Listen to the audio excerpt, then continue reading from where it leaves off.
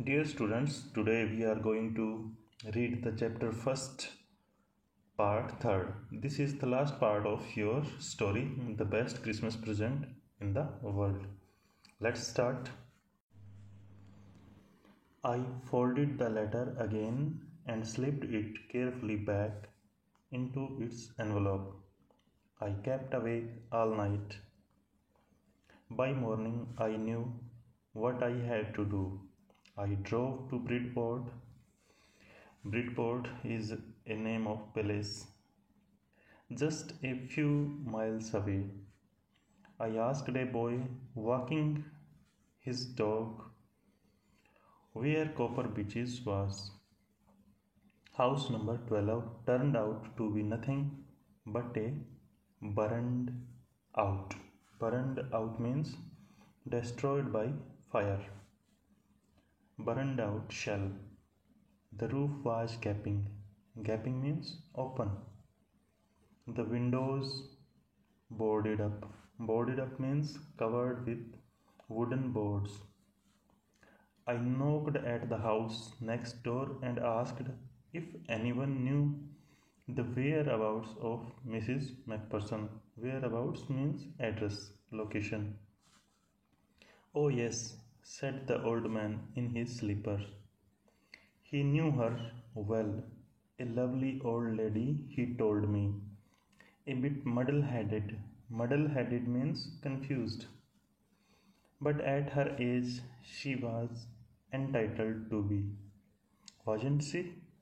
101 years old. She had been in the house when it caught fire. No one really knew how the fire had started, but it could well have been candles. She used candles rather than electricity because she always thought electricity was too expensive. The fireman had got her out just in time. She was in a nursing home now. He told me. Burlington House, the Dorchester Road, on the other side of town. In this part of the story, the narrator tells us that after reading the letter, he placed it back neatly in the envelope. The narrator could not sleep that night, and the next morning he knew exactly what he had to do. So he drove to Bridport, which was just a few miles away from his place of residence. He asked a little boy who was walking with his dog for direction to the Copper Beaches. He went there looking for the address mentioned on the letter, but house number 12 was all burnt down. Its roof was all open and the windows were covered with boards for security. To inquire about the address of Mrs. McPherson, he knocked at the house next door.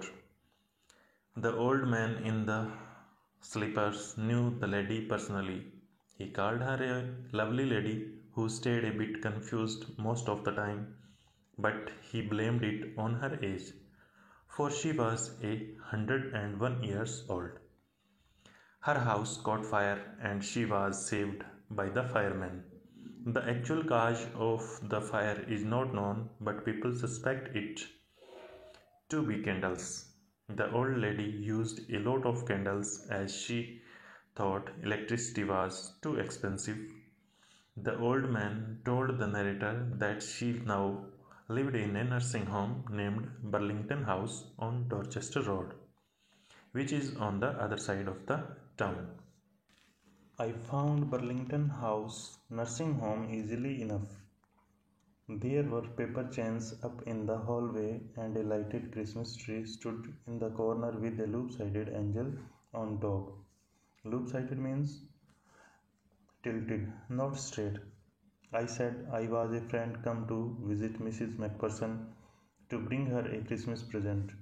I could see through into the dining room where everyone was wearing a paper hat and singing.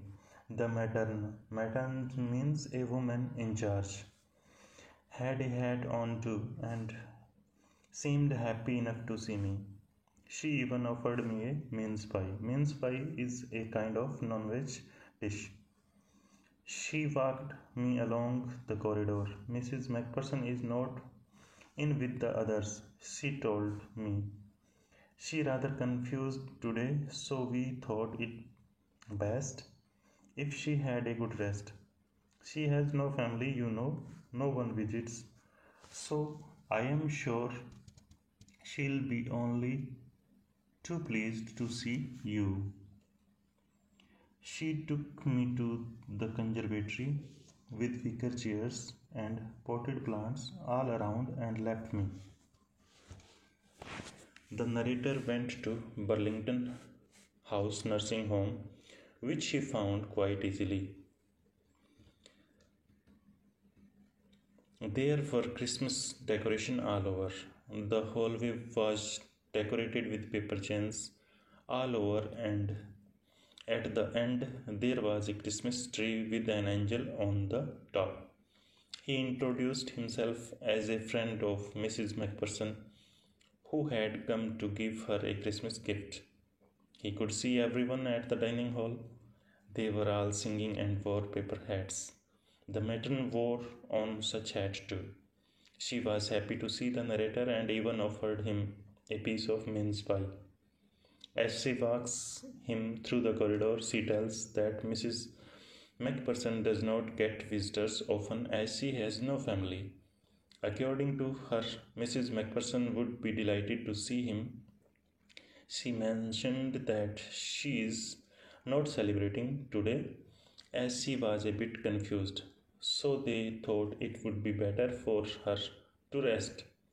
She took him to a conservatory which had chairs made of figs and potted plants.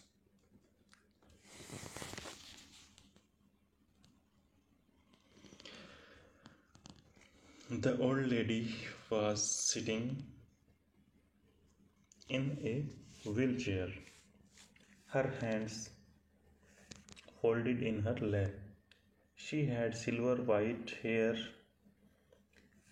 pinned into a wispy bun. Bun is a kind of hairstyle. She was gazing out at the garden. Gazing out, looking. Hello, I said. She turned and looked up at me vacantly. Happy Christmas, Connie, I went on. I found this. I think it's your. As I was speaking, her eyes never left my face. I opened the tin box and gave it to her. That was the moment her eyes lit up. Lit up means become bright with excitement. Lit up with recognition, and her face become suffused with a sudden glow of happiness. I explained about the desk, about how I had found it, but I don't think she was listening. For a while, she said nothing but stroked the letter tenderly with her fingertips. Inside the conservatory sat an old lady in a wheelchair, with her hands folded in her lap. Her white hair was tied in a bun. As she sat there, she was staring at the garden when he entered. The author went and said hello. She turned her attention toward him as he continued wishing her Happy Christmas and gave her the letter. She constantly looked at his face while he spoke. It was only when he handed her the tin box that her eyes became radiant due to happiness. After handing the tin box over to her, he explained the series of events that led him to the letter. But she didn't listen to a word he said, as she was filled with so much happiness. Nor did she say a word.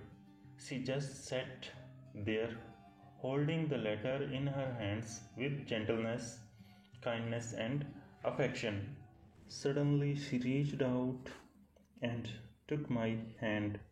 Her eyes were filled with tears. You told me you'd come home by Christmas, dearest, she said, and here you are, the best Christmas present in the world. Come closer, Jim dear, sit down. As she stood there silently, Connie moved and took his hand while her eyes were watery. She said that he had fulfilled his promise of being there by Christmas. She even said that he is the best Christmas present in the world. She then asked him to come near her and sit beside her. She called the author Jim. I sat down beside her and she kissed my cheek. I read your letters so often, Jim. Every day. I wanted to hear your voice in my head. It always made me feel you were with me. And now you are.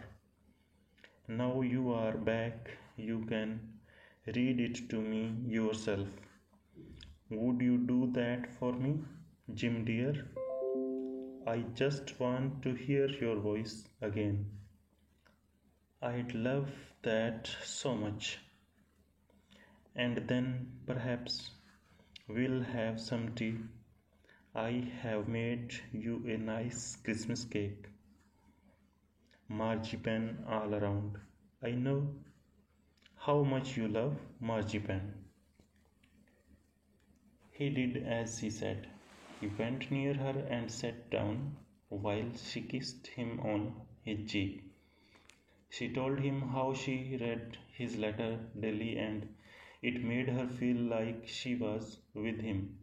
She longed to hear his voice, but then she mentioned now that he is here with her, he can read out the letter to her in his voice. She asked if he would do that for her. She explained that she just wants to hear his voice badly, and if he could do that for her, she would love that. She suggested that they can even have a tea afterwards. She then told him that she even made his favorite Christmas cake with marzipan. She is well aware of how he loved marzipan. Dear students, this was the story of your chapter first, the best Christmas present in the world. See you soon with a new video. Till then, goodbye.